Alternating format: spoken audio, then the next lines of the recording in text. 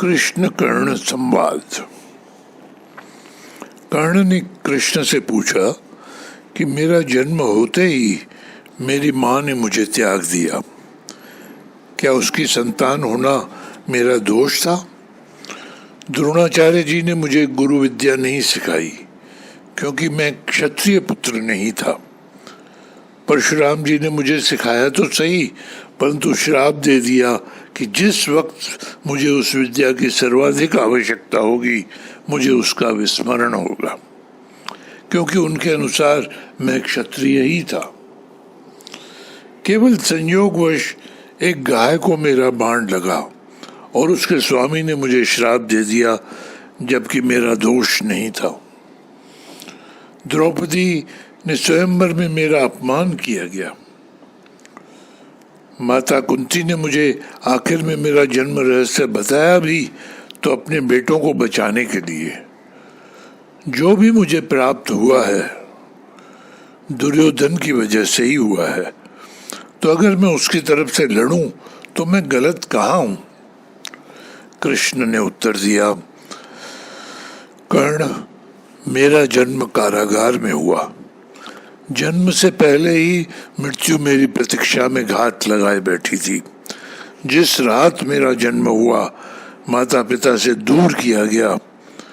तुम्हारा बचपन खड़ग, रथ, घोड़े, धनुष्य और बाण के बीच उनकी ध्वनि सुनते बीता।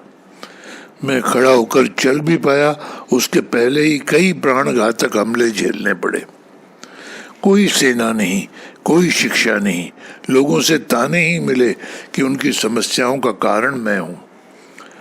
तुम्हारे गुरु जब तुम्हारे शौर्य की तारीफ कर रहे थे, मुझे उस उम्र में कोई शिक्षा भी नहीं मिली थी। जब मैं 16 वर्ष का हुआ तब कहीं जाकर ऋषि सांदीपन के गुरुकुल पहुंचा। तुम अपनी पसंद की कन्या से विवाह कर सके। जिस कन्या से मैंने प्रेम किया वो मुझे नहीं मिली और उनसे विवाह करने पड़े जिन्हें मेरी चाहत थी या जिनको मैंने राक्षसों से बचाया था। मेरे पूरे समाज को यमुना के किनारे से हटाकर एक दूर समुद्र के किनारे बसाना पड़ा, उन्हें जरासंध से बचाने के लिए। रण से पलायन के कारण मुझे भीरू भी कहा गया। कल अगर दुर्योधन युद्ध जीतता है तो तुम्हें बहुत श्रेय मिलेगा। धर्मराज युधिष्ठिर अगर जीतता है तो मुझे क्या मिलेगा?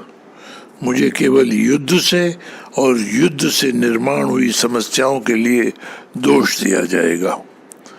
एक बात का स्मरण रहे कर्ण, हर किसी को जिंदगी चुनौतियां देती है। जिंदगी किसी के भी साथ न्याय नहीं करती। दुर्योधन ने अन्याय का सामना किया है तो युधिष्ठिर ने भी अन्याय भुगता है।